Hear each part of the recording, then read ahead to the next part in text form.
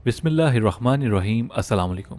ख़वातीन व हज़रात, हुकूमत पाकिस्तान ने ऐलान किया है कि पाकिस्तान को लॉकडाउन नहीं किया जाएगा और इस बात की दलील ये दी गई है कि पाकिस्तान में मौजूद दिहाड़ीदार तबका गुर्बत की चक्की में जो पहले ही पिस रहा है वो मारा जाएगा और हुकूमत पाकिस्तान ऐसा नहीं होने देना चाहती। दूसरी जानिब पाकिस्तान के एक दूसरे सूबे सिंध की हुकूमत ने मुकम्मल लॉकडाउन का ऐलान कर दिया है। सिंध हुकूमत ने वफाक से फौज भेजने की बाकायदा दरखास्त भी कर दी है और सूबा सिंध में किसी भी फर्द का गैर जरूरी काम से बाहर निकलना जुर्म तस्वर किया जाएगा। इससे पहले कि हम आपको बताएं कि आया कि लॉकडाउन होना चाहिए या नहीं होना चाहिए, हम कुछ फैक्ट्स और फिगर्स आपके सामने रखना चाहते हैं जो हर पाकिस्तानी के लिए देखना बहुत जरूरी है। हम सबसे पहले वर्ल्ड हेल्थ ऑर्गेनाइजेशन की रिपोर्ट आपके सामने रखना चाहते हैं। WHO ने बड़े वाज़ेह अल्फाज में पाकिस्तान को यह बता दिया है कि अगर इसी इंतजाम और इसी डगर पर हम चलते रहे तो अगले 3 हफ्ते के बाद पाकिस्तान में इस खतरनाक वबा से 41,000 लोग मुतासिर हो सकते हैं और अमवात की शरह भी काफी ज्यादा होगी। इटली का हवाला देते हुए यह भी कहा गया कि इटली इस वक्त तिब्बी जंग के मरहले में दाखिल हो चुका है। याद रखें कि इसके लिए तिब्बी जंग का लफ्ज इस्तेमाल किया गया है। ये इस्तेलाह आप में से बहुत से लोगों के लिए नहीं है। हम इस बारे में भी आपको बहुत सी मालूमात फराहम करेंगे। ख़वातीन हज़रात, मैं हूं ज़ैन और आप देख रहे हैं द इन्फो टीचर।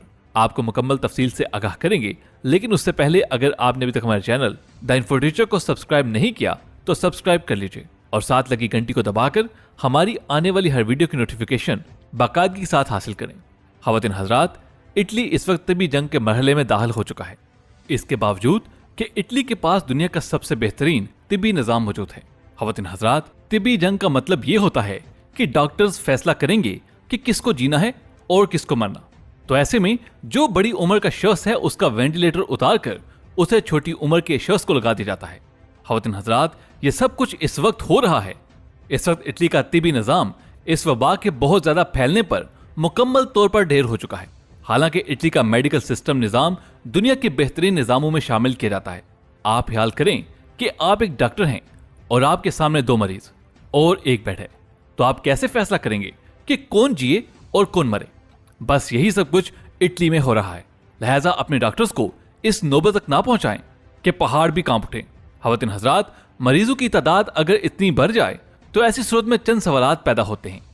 सबसे पहले बात यह है कि हमारे पास वेंटिलेटर्स की तादाद कितनी है, मुल्क और वजारत सेहत के पास कितने वसाइल हैं। ऐसे हालात का मुकाबला करने के लिए अगर लोगों ने हुकूमत की तरफ से बताई गई एहतियाती तदाबीर ना अपनाई, जिसका ज्यादा गुमान है और जिसकी ज्यादा उम्मीद है, और अपने घर से इसी तरह निकलते रहे, तो क्या हम बहुत बड़ी तबाही के दहाने पर नहीं खड़े होंगे? दुनिया भर से अगर पिछले 3 माह का रिकॉर्ड इकट्ठा किया जाए तो मालूम यह होता है कि जिन जिन ममालिक और जिन जिन कौमों ने बर वक्त इकदाम नहीं लिए उन्होंने बहुत भारी नुकसान उठाए और वो अभी तक ये नुकसान उठा रहे हैं। इस वबा के मुतालिक कल ही एक रिपोर्ट शाया की गई और उसमें वाज़ेह अल्फाज में बता दिया गया कि अगर तमाम ममालिक ने अपने मुल्कों को मुकम्मल तौर पर लॉकडाउन नहीं किया तो 40% ज्यादा नुकसान के इम्कानात हैं। जितनी देर हम लेट होते जाएंगे उतने ही नुकसान का अंदेशा बढ़ता जाएगा। पाकिस्तान के एक मायनाज डॉक्टर जो कि अमेरिका में बड़े अरसे से अपनी खिदमात सरअंजाम दे रहे हैं, उनका शुमार पाकिस्तान के मायनाज डॉक्टर्स में किया जाता है।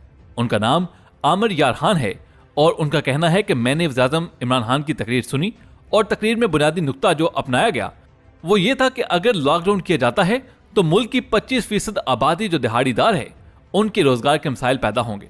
इसलिए मैं लॉकडाउन नहीं कर रहा और मैं लोगों से अपील कर रहा हूं कि वो जिम्मेदारी का मुजाहरा करते हुए अपने घरों में रहें, जो कि पाकिस्तान जैसे मुल्क में बज़ाहिर मुमकिन नहीं है। डॉक्टर साहब ने अपनी राय देते हुए यह भी कहा कि बेहतर होता 2 हफ्ते के लिए पूरे मुल्क को मुकम्मल तौर पर लॉकडाउन कर दिया जाता। नादरा उन तमाम लोगों का डाटा निकालती और उन तमाम लोगों को घरों में राशन फराहम किया जाता और पाकिस्तान का हर शहरी, हर तबका, खासतौर पर मुअय्यर हजरात खासतौर पर इस मौके पर पाकिस्तान की भरपूर इमदाद करते। इस किस्म के मौके और इस किस्म के हालात पाकिस्तान की तारीख में पहले भी आ चुके हैं। हमने देखा कि 8 अक्टूबर 2005 में जब एक ज़ल्ज़ला आया तो उसने पाकिस्तान के अंदर लाखों की तादाद में जानी नुकसान किया और लाखों की तादाद में लोग बेघर हो गए। तो पूरे मुल्क ने यकजान होकर रिलीफ एक्टिविटीज की और मुल्क पाकिस्तान की मुकम्मल मदद की गई। डॉक्टर आमिर यार खान ने मजीद अपनी राय का इजहार करते हुए कहा कि दुनिया की जो अप्रोच है, हुकूमत पाकिस्तान की अप्रोच उससे बिल्कुल 180 डिग्री उल्ट है और पाकिस्तान को ये तमाम इक़दामात जो नहीं उठाए जा रहे, ये बहुत बड़े साने से दो चार कर रहा है।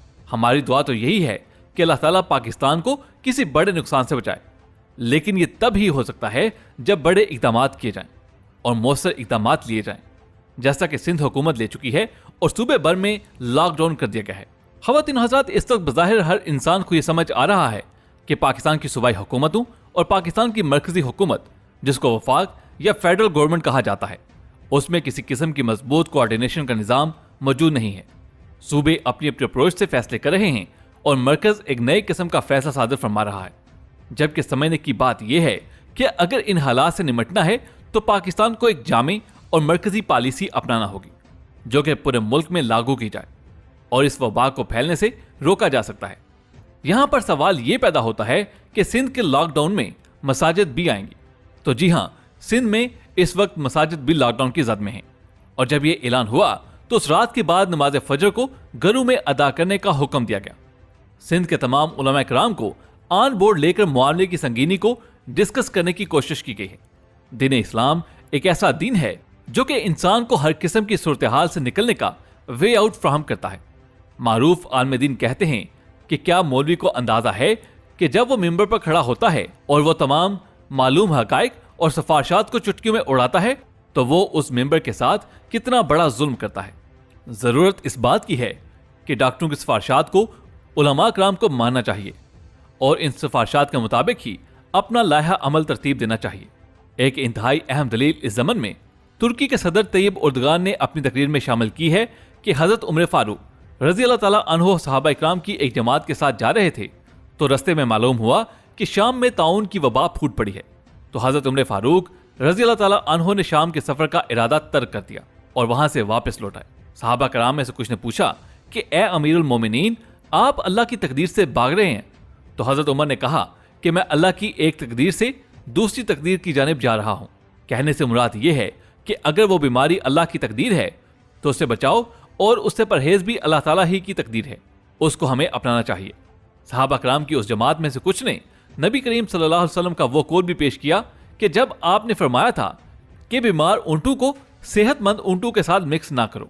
ख़वातीन हज़रात, हम आपको यह भी बताना चाहेंगे कि वो तमाम लोग जो अपने आप को घरों में महसूर रखेंगे, उनसे खुद बचने और दूसरों को बचाने के लिए और उन इलाकों से बाहर नहीं निकलेंगे जहां पर वबा फैल चुकी है, तो उनके बारे में एक बशारत है जो हदीस मुबारका में दी गई है कि जो आदमी ताउन की बीमारी के सबब अपने घरों में ठहरा रहा, ये जानते हुए भी कि उसको जो कुछ भी होगा वही होगा जो अल्लाह ने उसके मुकद्दर में लिखा है, ऐसे साबर शख्स के लिए शहीद के अजर के बराबर सवाब है अगर वो उस बीमारी के सबब मौत ना भी पाए।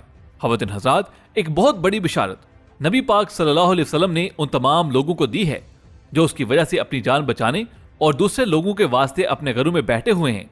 उनको वो सवाब दिया जाएगा जो शहीद के बराबर होता है, हाँ वो बीमारी से मुतासिर हो या ना हो। तो मुसलमानों को इससे ज्यादा क्या चाहिए कि आपको घर में रहने पर शहीद के बराबर सवाब दिया जाए। इसलिए घर से निकलने में परहेज करें। कुछ दिनों के लिए अपने आप को घरों में जरूर महसूस कर लीजिए। इसलिए सिर्फ सिंध में ही नहीं बल्कि पाकिस्तान में तमाम लोगों से गुजारिश है और बल्कि उलमाए कराम से भी गुजारिश है और हुकूमत पाकिस्तान भी यही गुजारिश कर रही है कि अपने घरों में रहें और अपना ख्याल रखें।